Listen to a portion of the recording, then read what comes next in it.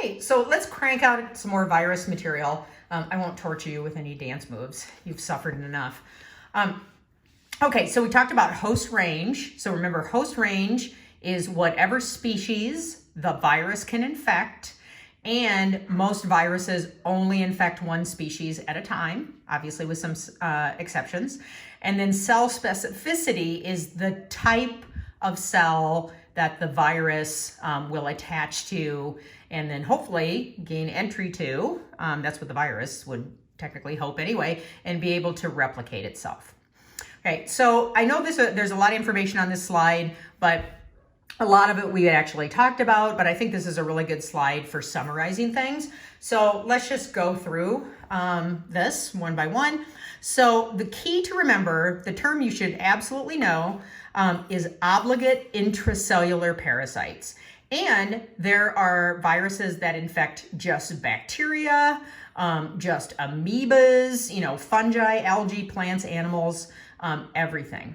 So they are super, super small, can only be seen by an electron microscope, and therefore were not discovered until about the mid 1950s.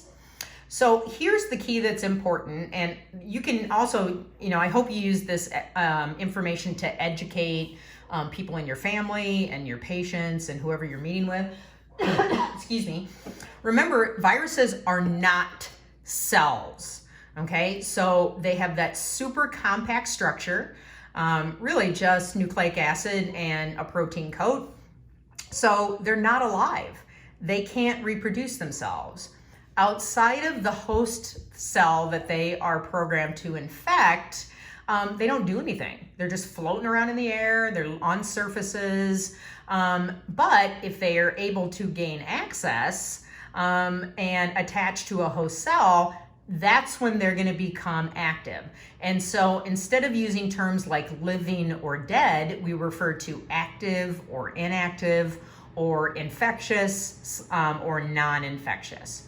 So the basic structure, you have a protein shell, which is a capsid surrounding the nucleic acid. And remember that nucleic acid core is either going to be DNA or RNA, but never both.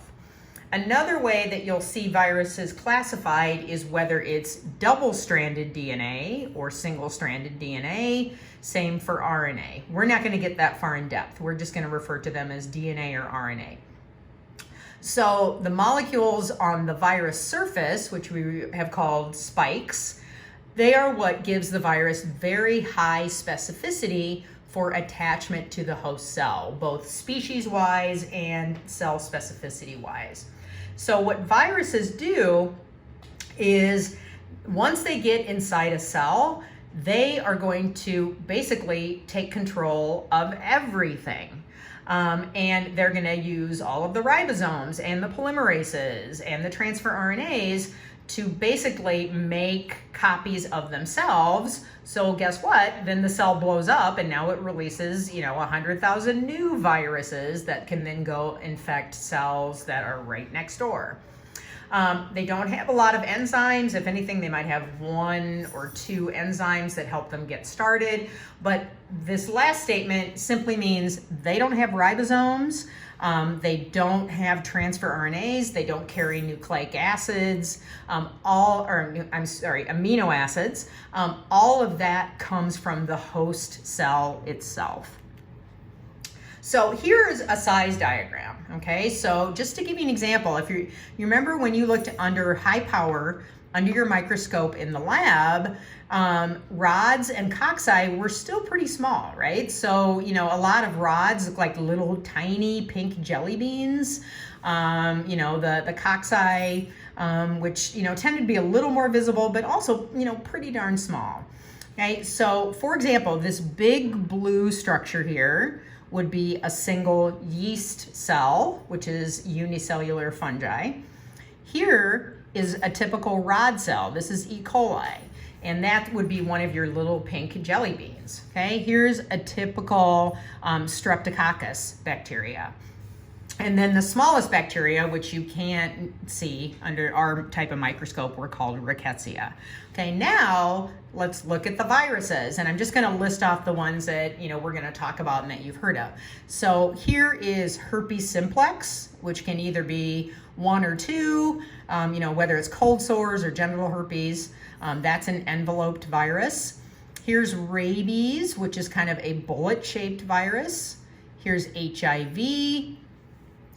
Here is influenza. Here is adenovirus. So if you've ever had that nagging sore throat, upper respiratory infection, that's what's causing it.